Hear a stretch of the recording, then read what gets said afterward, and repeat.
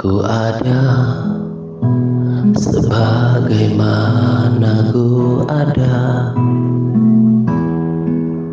berdiri menghadap tatamu Bapa.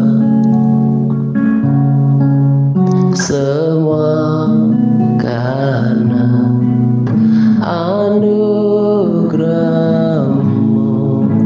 yang telah selamatkanku. Ku hidup dalam segala kelimpahan, ku layak untuk melayani Tuhan. Semua karena anugerah-Mu tercurah bagiku. Besar anugerah-Mu, berlimpah kasih-Mu. Semakin hari semakin bertambah besar anugerah-Mu. Besar anugerah-Mu, berlimpah kasih-Mu. Semakin hari semakin bertambah besar anugerah-Mu.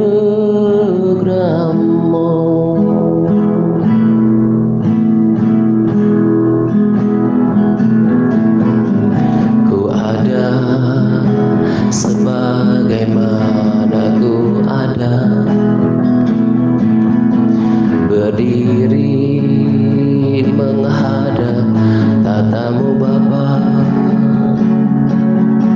Semua karena anugerah-Mu yang telah selamatkanku. Ku hidup dalam segala kelimpahan, ku layak untuk melayani Tuhan.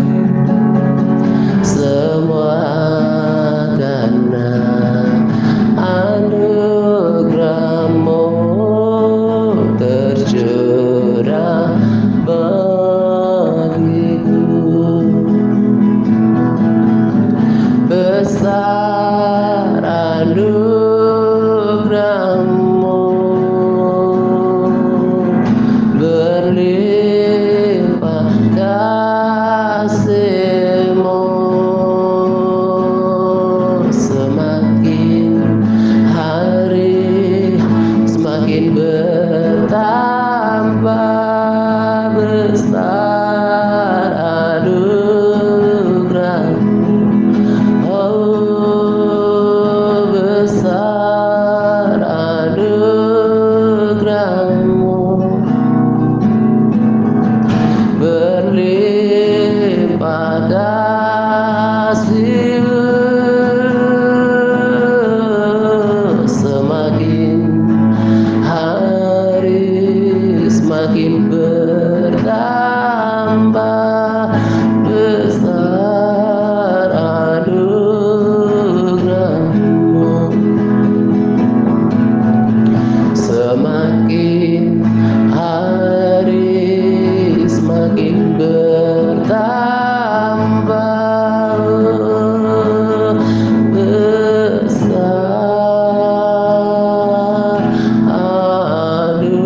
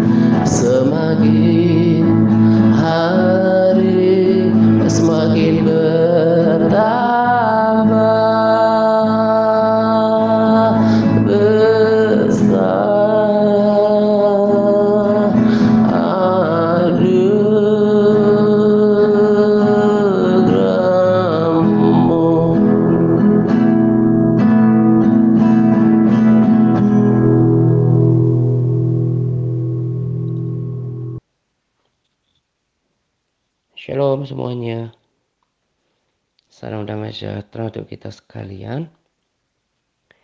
Pada kesempatan ini saya akan berbagi sharing dengan topik menjadi manusia baru.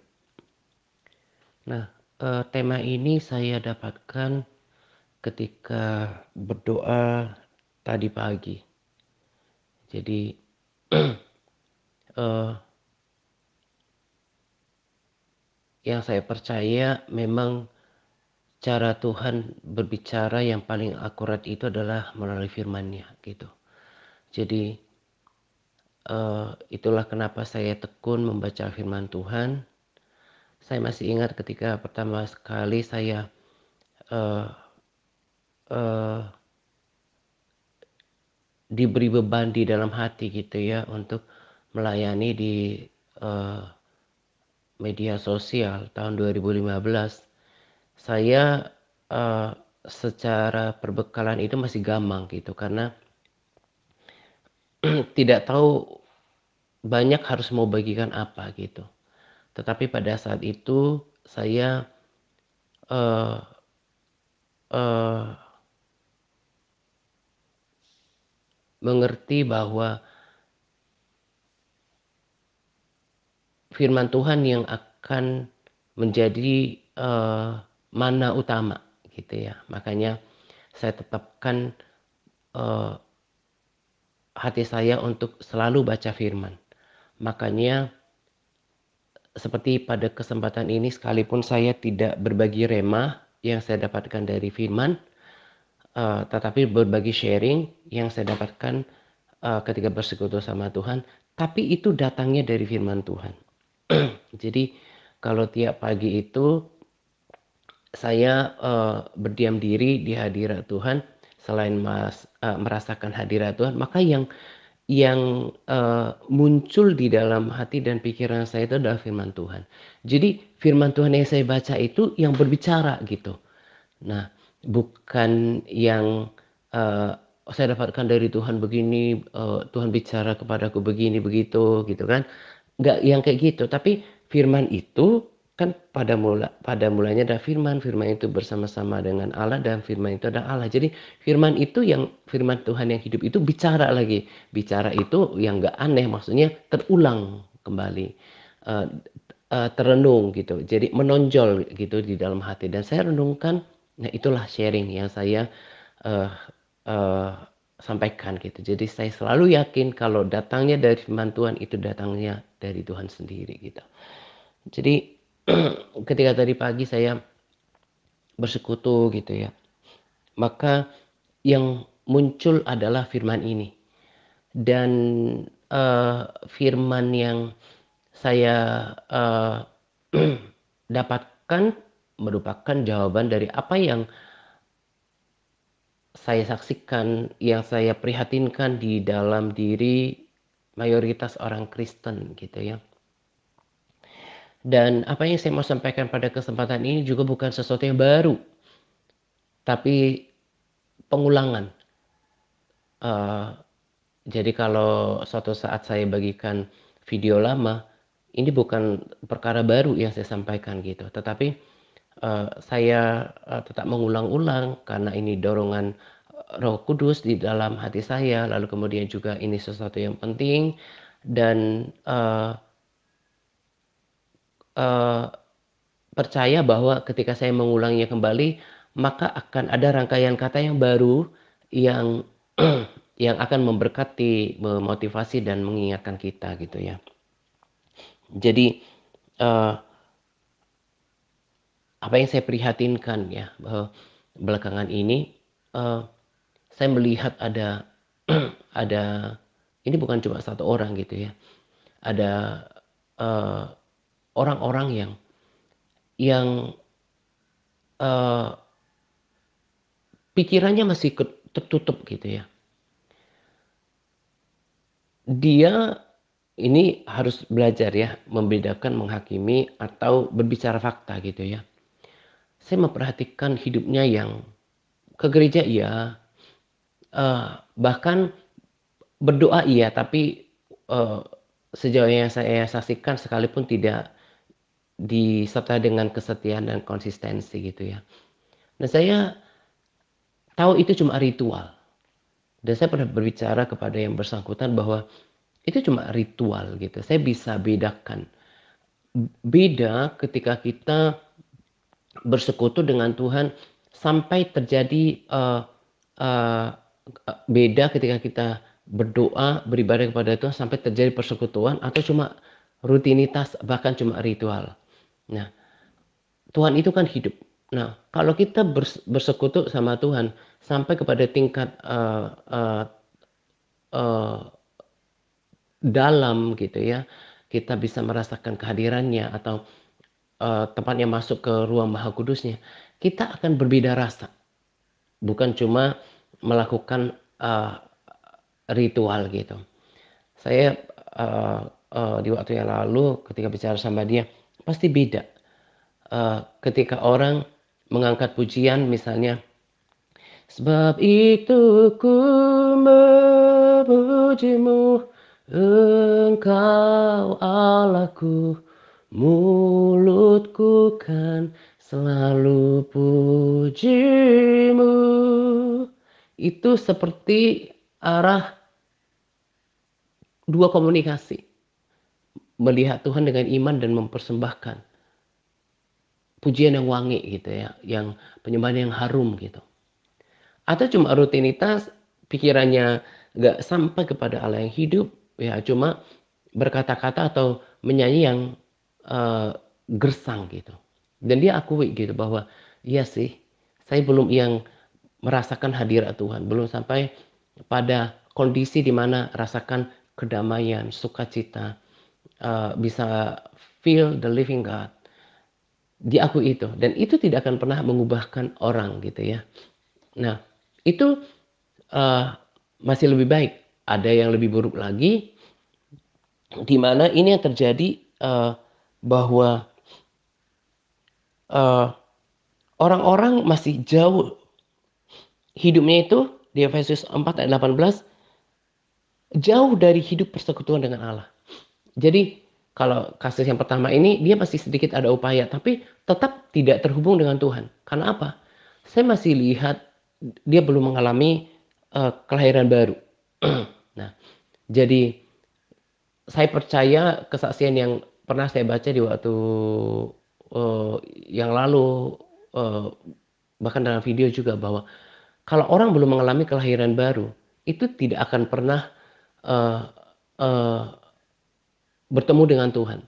Sebab kelahiran baru itu kan berbicara tentang orang dilahirkan kembali, rohnya dilahirkan kembali, lalu uh, orang yang sudah mengalami kelahiran baru itu berarti sudah mengalami Tuhan. Pengalaman pribadi dengan Tuhan ini akan membuat seseorang sorry, sudah mengadakan pemulihan hubungan dengan Tuhan, udah bisa merasakan hadirat Tuhan, lalu dia udah pikirannya dibukakan, hidupnya diubahkan. Terlepas seperti kita tetap masih menjalani proses sanctification, pengudusan, kemudian penyempurnaan, itu kan proses waktu dan Tuhan sabar dengan itu. Asal kita tetap mau berubah, asal kita tetap mau dikoreksi gitu. Nah, berbeda ketika orang belum mengalami kelahiran baru, itu tidak akan pernah berubah. Gak gampang bagi orang yang belum mengalami itu untuk diubahkan. Jangankan untuk diubahkan, untuk mengalami persekutuan pribadi dengan Tuhan juga adalah sebuah kemustahilan gitu ya. Nah, orang yang berbeda yang saya lihat adalah bahwa hidupnya itu jadi sampai saya apa ya dalam benak saya itu bertanya-tanya gitu, apa yang aneh, apa yang salah ya ketika saya hidup di tengah-tengah orang yang seperti ini gitu ya. Dan saya kemudian mengerti bahwa sebuah kehidupan yang ya dalam hari-hari ya begitu. Ya bangun, dari bangun pagi sampai kemudian tidur malam lagi, yang ada di dalam otaknya adalah beraktivitas seperti biasa ya, aktivitas sehari-hari di rumah, mungkin di kantor, kemudian juga makan dan minum dan bekerja, mencari beraktivitas, mencari uang gitu ya, itu nggak ada yang salah dengan semuanya itu, tapi yang saya saksikan adalah something wrong yang saya membuat, eee aneh dengan kehidupan seperti ini adalah hidup yang jauh dari persekutuan dengan Allah. Hidupnya jauh dari persekutuan dengan Allah. Kalau, para sahabat, lihat Efesus 4 ayat 17 sampai 19, ini perikopnya adalah manusia baru. Nah, kenapa sampai kemudian dituliskan oleh Paulus, surat ini kepada jemaat di Efesus? Karena pentingnya untuk menjadi ciptaan baru. Pentingnya hidup dalam iman, pentingnya hidup dalam kebenaran. Pesan-pesan itu tidak, eee pesan untuk hidup baru itu tak kalah pentingnya dengan hidup yang menghasilkan buah, tetap menjaga iman gitu ya. Nah, sebab kalau seseorang belum mengalami kehidupan yang baru, dia tidak akan pernah merasakan Allah yang hidup. Dia belum merasakan zaman Tuhan. Nah, orang-orang yang orang-orang yang hidupnya jauh dari persekutuan dengan Allah, itu karena kata Efesus 4 ayat 18, itu karena kebodohan dan kedegilan hati mereka. Kebodohan itu bukan, berarti goblok atau tolol, tapi kebodohan adalah lawannya kan nggak bijaksana. Orang yang bodoh itu dia tidak mengerti apa yang paling berharga, yang paling tinggi, yang paling utama dalam hidup. Dan hidupnya cenderung sama dengan cara berpikir dan cara hidup orang dunia. Dia belum merasa perlu untuk mengejar perkara rohani, mempersiapkan kekekalan dan mencari Tuhan. Atau kedegilan hati. Emang dia sudah dinasihatkan oleh orang-orang yang dikirim kepada dia untuk mulai berdoa, untuk baca Alkitab, untuk mencari Tuhan. Tapi semua itu tidak diperhatikannya. Yang saya mau katakan kepada kita adalah, kita nggak boleh merasa eksklusif, tapi kesaksian hidup kita, dimulai dari saya, dengan menjalankan kekristenan yang sekarang, hidup yang sekarang, itu adalah hidup yang mestinya, yang normal bagi seorang percaya. Hidup dalam persekutuan dengan Tuhan. Kalau saya pikir-pikir ya, secara daging, apa yang saya lakukan sudah konsisten 7 tahun, mau jalan 8 tahun. Hidup dalam par gitu ya. Kalau saya eh, sekilas renungkan gitu ya, bagaimana saya berkomitmen untuk cari Tuhan itu jam 2 pagi. Itu adalah jam jam tidur kebanyakan orang. Banyak di antara, bukan banyak, beberapa di antara sahabat juga ada mengikuti, ada jam 3, ada jam 4, ada jam 5. Itu adalah sikap dan perilaku Yesus yang mencari Bapa. Mestinya mestinya atau orang Kristen normal seharusnya hidup seperti ini. Enggak yang bangun pagi cari sarapan utama, yang pertama yang langsung bangun, langsung mempersiapkan pekerjaan. Tadi saya katakan itu semua bukan salah melakukan semuanya itu, tapi cari dahulu kerajaan Allah dan kebenarannya. Hidup di dunia ini, mencari kehidupan itu adalah the second atau seterusnya. Yang paling utama, the first adalah seek the kingdom of God. Mencari wajah Tuhan, mencari hadirat Tuhan, membaca firman itu yang benar. Dan praktek kekristenan yang abnormal ini, itu dihidupi oleh kebanyakan orang. Nanti pada rekomendasi video hari Selasa, dengarkan. Saya nggak suka yang namanya melakukan pembelaan, tapi selalu ada cara Tuhan untuk menghiburkan saya juga, kemudian membenarkan apa yang saya lakukan gitu ya, sepanjang seluruh firman Tuhan. Jadi ini anak muda yang direkomendasi video itu masih muda, kelihatan terpelajar dan tenang berbicaranya. Dia bilang bahwa angka-angka itu tidak menunjukkan sesuatu itu kemudian nggak benar gitu ya. Kan kecenderungan kita kan gini, kecenderungan kalau lihat di sosial media ya, followernya banyak, kemudian juga subscribernya banyak gitu ya, atau lebih terkenal, itu ada opini yang atau asumsi yang kecenderungan bilang bahwa ini yang benar nih, ini yang baru buka misalnya ya, karena kita kan nggak jauh dari kanal YouTube gitu ya. Ini baru mulai nih, langsung subscribernya banyak gitu ya, langsung uh, uh, uh, boom gitu ya, dia punya video. Um, Langsung orang berpikir, oh ini dari Tuhan. Lalu seperti ada pengajaran yang dulu saya bagikan, hanya mungkin ibadah diikuti oleh puluhan orang. Pengajarannya padahal tajam gitu ya.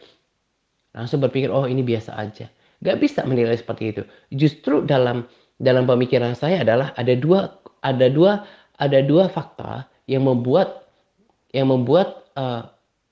saya ulangi, ada dua fakta di dalam kekristenan yang membuat orang Kristen itu uh, tidak begitu tertarik untuk mengikuti uh, konten-konten yang datang dari pengajaran firman Tuhan, apalagi pengajaran yang keras gitu. Kenapa? Fakta yang pertama adalah sekarang gini, coba saya lihat, coba pikirkan, ada berapa banyak orang Kristen yang suka baca firman, yang suka berdoa, yang mau hidupnya diubahkan, yang bersekutu sama Tuhan. Hanya kelompok kecil kan? Nah, kelompok kecil inilah yang suka mendengarkan pengajaran firman Tuhan yang detail, apalagi pengajaran firman Tuhan yang keras.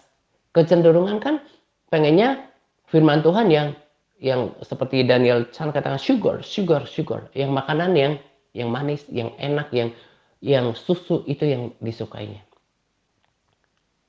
Kelompok-kelompok seperti ini mau diharap mendengarkan konsisten mendengarkan uh, uh, channel YouTube, uh, uh, ya mungkin salah satunya TRC atau pengajaran yang keras, gak mungkin. Orang dia belum memiliki ketertarikan dengan firman Tuhan kok, hidupnya jauh daripada pergaulan dengan firman Tuhan, persekutuan dengan Tuhan.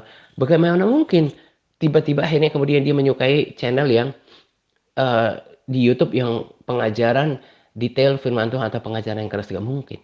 Lalu yang kedua, kenapa kok tiba-tiba kalau misalnya ada pesan Tuhan yang channel tertentu ya, yang kayaknya menyampaikan sesuatu yang bombastis gitu ya, kenapa langsung diikuti oleh uh, uh, kebanyakan orang Kristen? Fakta yang kedua adalah emang sama, masih ada hubungannya dengan yang tadi. Uh, Orang Kristen yang mendasarkan kekristenannya dengan ketekunan membaca firman Tuhan banyak apa enggak? Enggak banyak. Nah, orang Kristen kayak gini kan tidak punya pondasi kekristenan yang kuat. Sehingga ketika seseorang mengatasnamakan ya, uh, videonya dengan pesan Tuhan atau penglihatan atau mimpi, itu me, me, menarik atau membangkitkan penasarannya. Nah, orang-orang seperti ini saja yang kemudian segera terprovokasi dengan konten yang seperti itu. Tentu nggak semua. Tapi yang saya mau katakan adalah betul sekali kata hamba Tuhan. Jangan berpikir angka-angka, oh ini banyak followernya, ini banyak subscribernya, itu oh cepat boom gitu. Oh ini pelan-pelan aja nggak ada yang suka. Rasanya bukan cuma channel TRC yang seperti itu. Kalau ketemu pengajaran-pengajaran yang detail tentang firman Tuhan, yang selalu bicara tentang praktek hidup, yang berdoa, yang berpuasa, apalagi yang keras, coba lihat seberapa banyak sih yang putar. Karena memang hanya sedikit orang yang hidup dalam kekristenan yang normal menurut bahasa saya, yang baca firman, yang bersekutu sama Tuhan, gitu kan. Nah, apa yang saya mau katakan pada kita adalah sama seperti pesan dia juga. Lihat buahnya. Lihat kesaksian orang yang sungguh-sungguh hidup dalam tuntunan seperti kita. Kalau dia sungguh-sungguh baca firman, haus dan lapar akan firman Tuhan, dia mau melakukannya, dia terus berdoa, berpuasa, dengar kesaksian yang murni dari hati yang murni, dia diubahkan dan dia akan terus menjalankan kekristenan yang seperti itu. Nah, jadi teruslah setia gitu. Karena saya tidak akan pernah meninggalkan praktik kekristenan seperti ini. Karena praktik kekristenan seperti inilah yang membuat saya berubah, diubahkan. Dan selalu seperti Daud yang bergumul akan dosanya. Bergumul akan dosanya itu bukan berarti, oh berarti ini hidup dalam dosa ya. Maksudnya gini, bergumul dalam dosa berarti kalau ada kekurangan, kelemahan kayaknya yang belum presisi dengan uh, uh, firman Tuhan, belum sejajar gitu ya, belum sejalan, belum seirama dengan firman Tuhan, dia bergumul untuk lebih lagi. Itu kan berarti normal, masih ada keinginan untuk terus mau disempurnakan. Dan pergumulan itu akan terus membuat upaya-upaya, terus mengandalkan Tuhan, berseru kepada Tuhan, dan dia mau mengangkat dia lebih baik. Kekristenannya seperti ini yang normal. Tapi kenapa ada orang-orang yang kemudian undur? Ya, mungkin gak setia, mungkin gak konsisten, mungkin gak sungguh-sungguh menjadi pelaku atasnya. Tapi kesaksian hidup saya itu benar-benar murni yang mengatakan bahwa ketika saya berkomitmen untuk baca firman, merenungkannya, melakukannya, berpuasa, bersekutu sama Tuhan, hidup saya diubahkan. Pengenalan akan Tuhan saya semakin dalam. Dan seperti ini yang harusnya uh, di di uh, dijalankan. Nuh, Kejadian 6 ayat 9 berkata, inilah riwayat Nuh. Nuh adalah seorang yang benar dan tidak bercela di antara orang-orang sezamannya. Dan Nuh hidup bergaul dengan Allah. Tadi kan dikatakan orang bodoh, orang Kristen yang bodoh belum mengalami kelahiran baru, belum ciptaan baru.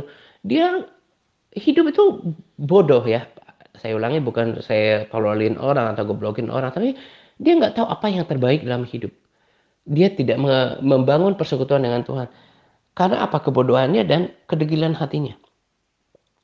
Tapi Nuh yang disamakan oleh Tuhan, hidup bergaul dengan Tuhan. Dengan praktek seperti apa bergaul dengan Tuhan? Ya membangun persekutuan yang konsisten, bergaul dengan Tuhan. Seperti Daniel, punya jam-jam waktu yang terakhir. Seperti Daud, punya persekutuan pribadi yang konsisten dengan Tuhan. Membaca firman Tuhan dan hidup dalam kebenaran. Mazmur 37 ayat 39 berkata, orang yang benar disamakan oleh Tuhan. Itu kenapa selalu saya katakan, saya hidup dengan seturut dengan firman Tuhan saja, saya pasti disamakan oleh Tuhan. Karena kebenaran sejati adalah firman Tuhan. Percaya Yesus hidup dalam kebenaran, itu pasti disamakan oleh Tuhan. Sebab firman Tuhan itu adalah setia. Bahkan kalau saya lihat kayak judul kayak pesan Tuhan lah yang katanya bertobatlah gitu, selagi masih ada kesempatan misalnya kayak gitu.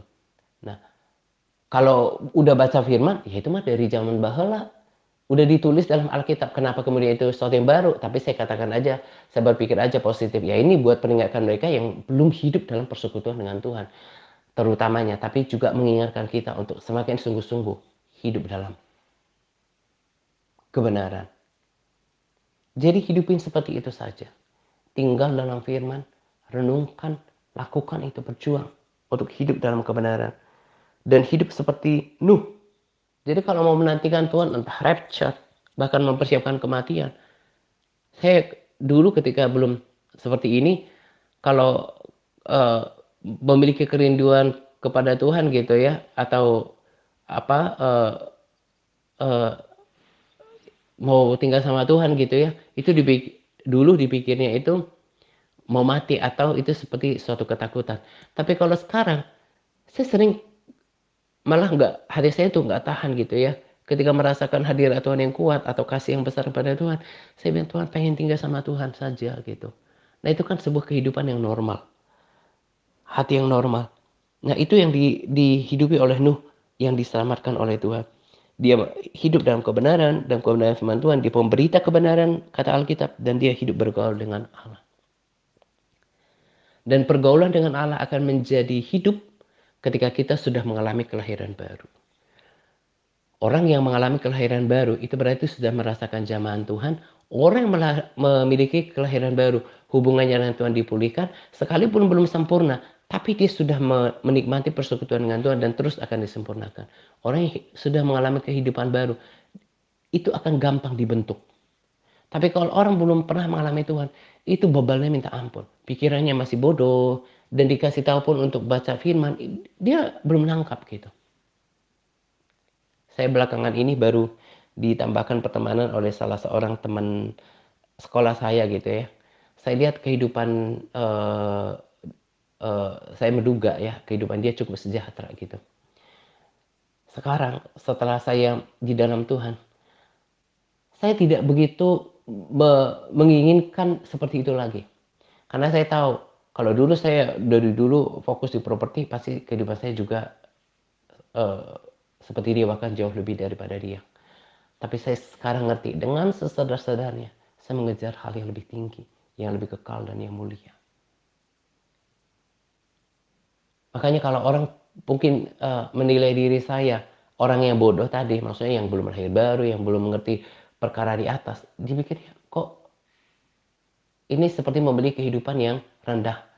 Tapi kita yang sudah mengerti kebenaran, yang terbuka mata rohaninya, yang sudah malam kelahiran baru, sama seperti Paulus, dia berlari-lari pada panggilan surgawi, itu yang utama. Sama seperti Abraham, yang kemudian menganggap tanah kelahirannya itu tidak lebih penting daripada tanah perjanjian, tanah air surgawi. Yang saya mau tekankan pertama adalah, justru yang paling yang utama adalah, jangan berpikir bahwa komunitasnya kecil atau subscribernya uh, uh, gak seberapa. Yang saya mau katakan adalah, bisakah engkau sangkali perubahan hidupmu sekarang setelah dituntun di dalam kebenaran firman Tuhan? Itu yang menjadi kesaksian.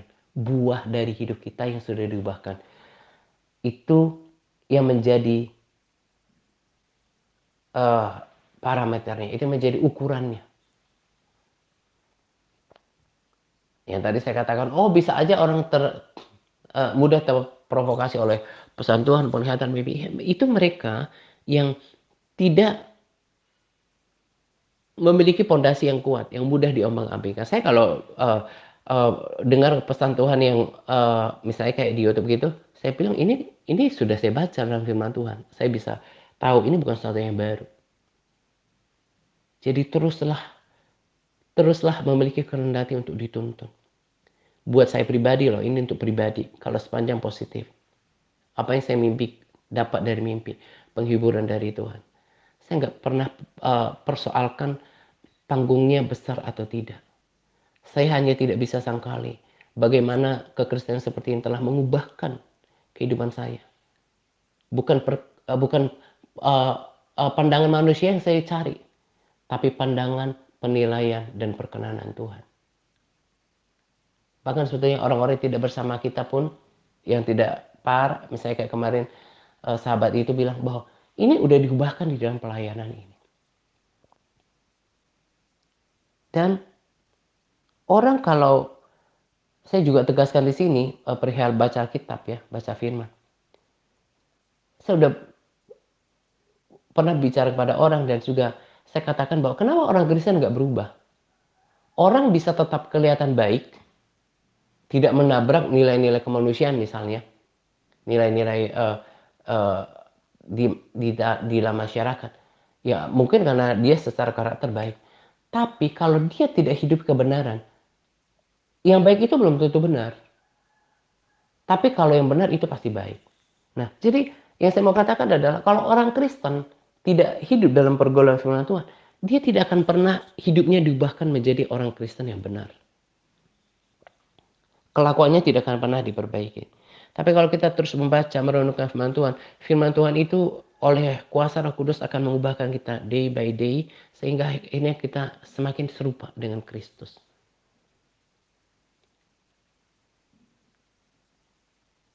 Saya sangat bersyukur untuk pelayanan yang mungkin tidak dipandang banyak orang. Tapi kesaksian saya tidak bisa menyangkali bahwa praktik kekristenan seperti ini, ketekunan untuk mencari Tuhan, berkomitmen untuk menjadi pelaku firman, mengejar kekudusan, me, me, me, membangun pergaulan dengan Tuhan, itu yang mengubahkan kehidupan saya. Hidup benar di hadapan Tuhan. Selalu semakin hari semakin ingin dekat dengan Tuhan, ingin berubah lebih baik lagi. Saya pegang firman Tuhan. Orang benar disamakan oleh Tuhan. Orang benar adalah orang yang hidup kebenaran firman Tuhan. Seperti Nuh disamakan oleh Tuhan. hiduplah dalam kebenaran.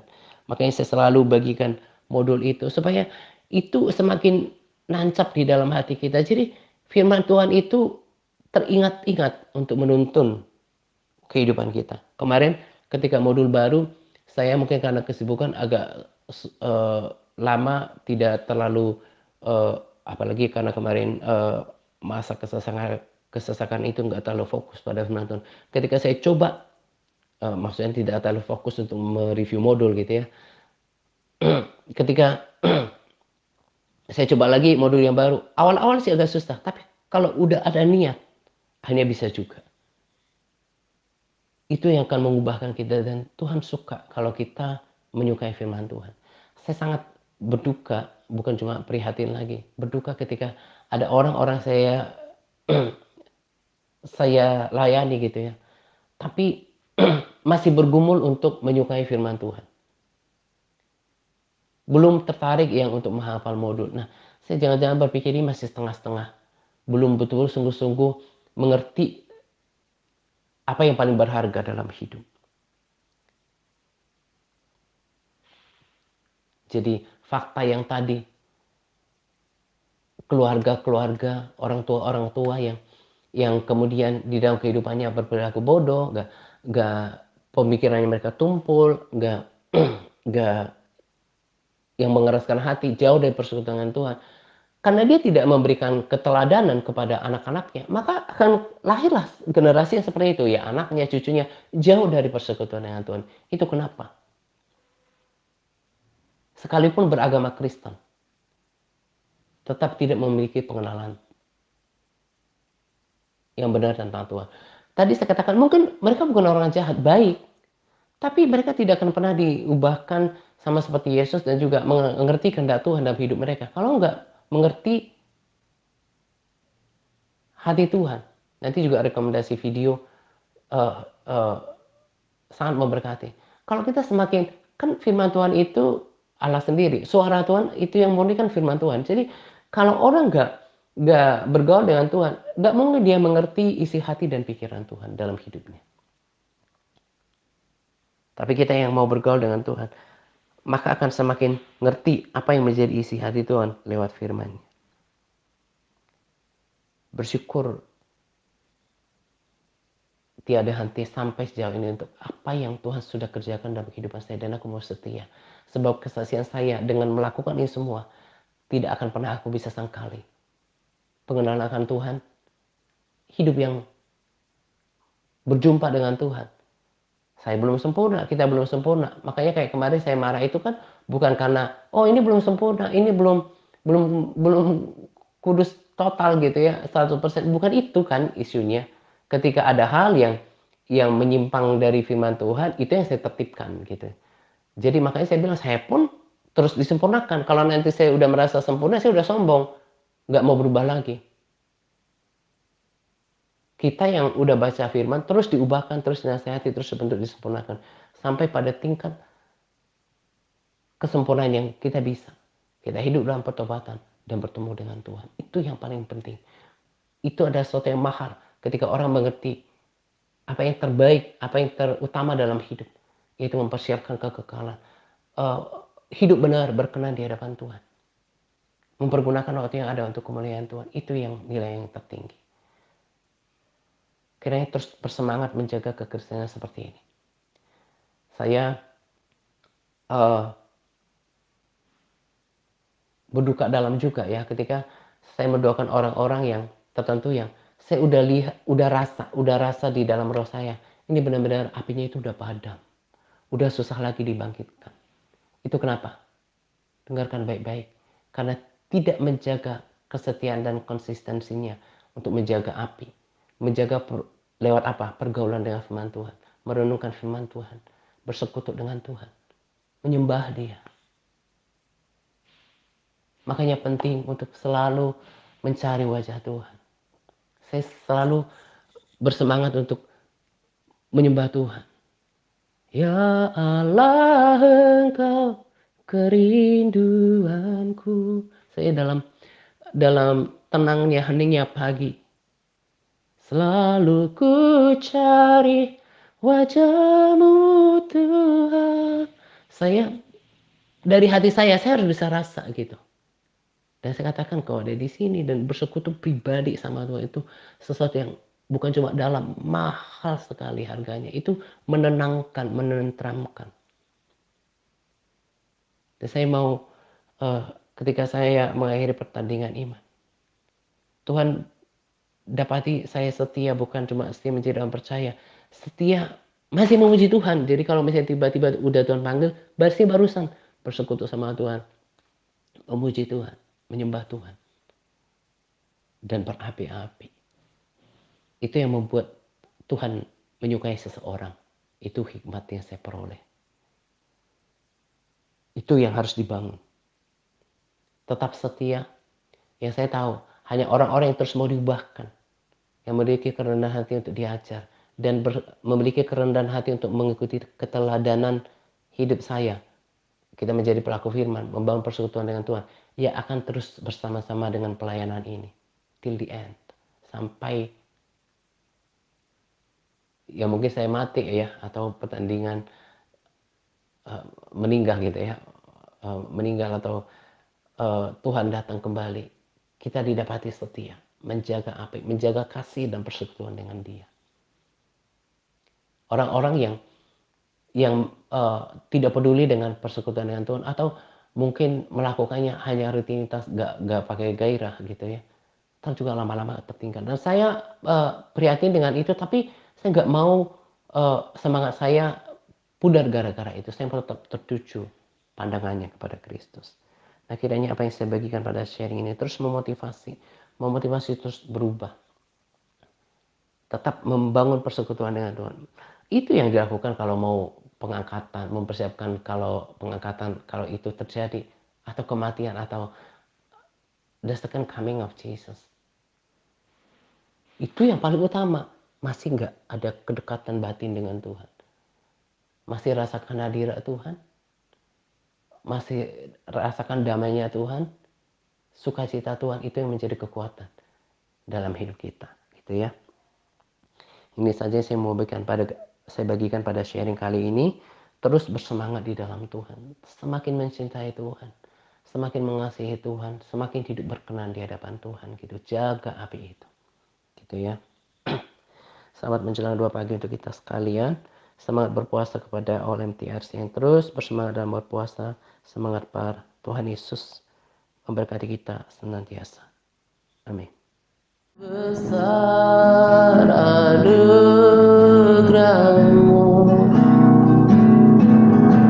berlimpah kasih-Mu, semakin hari semakin